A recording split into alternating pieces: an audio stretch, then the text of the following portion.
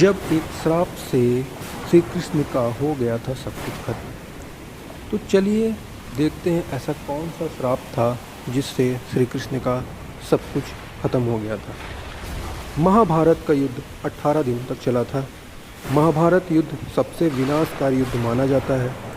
महाभारत का युद्ध आरंभ होने से पूर्व राजा धृतराष्ट्र ने विदुर से इस युद्ध को लेकर उनके विचार जानने चाहे। तब विदुर ने कहा था कि महाभारत का युद्ध सबसे विनाशकारी साबित होगा। अंत में विदुर की महाभारत के युद्ध को लेकर की गई भविष्यवाणी सच साबित हुई। महाभारत का युद्ध धृतराष्ट्र के पुत्र मोह और दुर्योधन की महत्वाकांक्षाओं का परिणाम था। दुर्योधन अधर्म के साथ था, जबकि कुंती पुत्र युधिष्ठिर धर्म के साथ थे।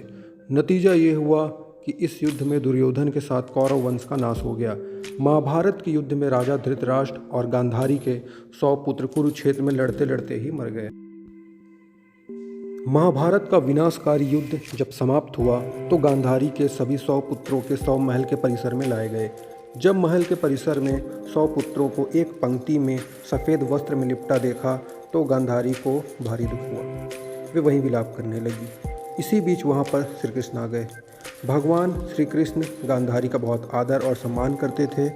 श्री कृष्ण शोक व्यक्त करने के उद्देश्य से जब गांधारी के पास पहुँचे तो गांधारी को देख बहुत क्रोध आ गया। विलाप कर रही गांधारी ने रोते ही श्री कृष्ण से कहा, ये सब तुम्हारा ही किया हुआ है। गांधारी ने श्री कृष्ण से कहा कि श्री कृष्ण, यदि तुम चाहते तो इस युद्ध को टाला जा सकता था, लेकिन तुमने ऐसा नहीं किया। गांधारी ने श्री कृष्ण से कहा, इस कृत्य के लिए तुम्हें कभी माफ़ नहीं करूंगी। श्री कृष्ण दोनों हाथों को जोड़कर गांधारी के सभी बातों को धैर्यपूर्वक सुनते रहे। गांधारी ने श्री कृष्ण को शाप दिया।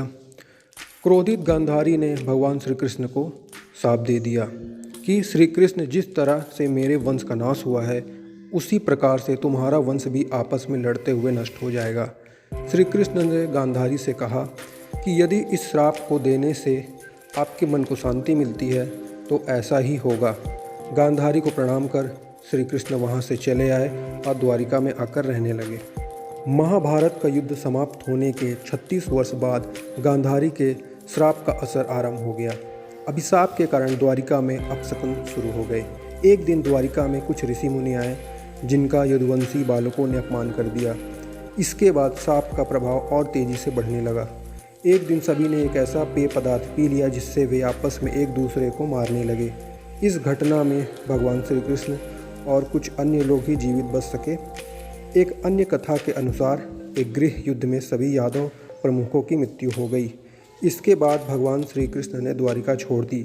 भगवान श्री कृष्ण समझ गए कि श्राप का पूरा करने का समय आ गया है और एक शिकारी का तीर लगने के बाद भगवान श्री कृष्ण ने अपनी देह त्याग दी। इसके बाद द्वारिका भी समुद्र में डूब गई।